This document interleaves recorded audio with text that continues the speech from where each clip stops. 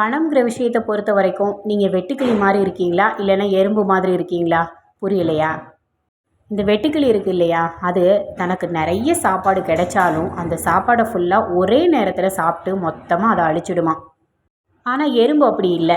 கொஞ்சமாக சாப்பாடு கிடைச்சா கூட அதை அப்போத்துக்கு கொஞ்சமாக சாப்பிட்டுட்டு மீதியை தன்னோட வருங்காலத்துக்காக சேர்த்து வைக்குமா.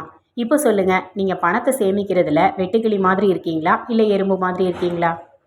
குடும்பத்தோட சம்பளமோ இல்லை ஹஸ்பண்டோட சம்பளம் இல்லை நீங்கள் சம்பளம் வாங்குறீங்க அப்படின்னாலும் சரி, சம்பள பணம் கையில் வந்ததுமே வெட்டுக்கிளி மாதிரி நடந்துக்கிறோமா இல்லை எறும்பு மாதிரி நடந்துக்கிறோமா அப்படிங்கிறதுல தான் இருக்குது நம்மளோட புத்திசாலித்தனம். சேமிப்புங்கிறது நம்மளோட வாழ்க்கையில் எவ்வளோ முக்கியம் அப்படிங்கிறத நான் நிறைய வீடியோவில் சொல்லியிருப்பேன். முக்கியமாக குடும்ப பெண்களுக்கு சேமிப்பு அப்படிங்கிறது ரொம்ப ரொம்ப முக்கியம்.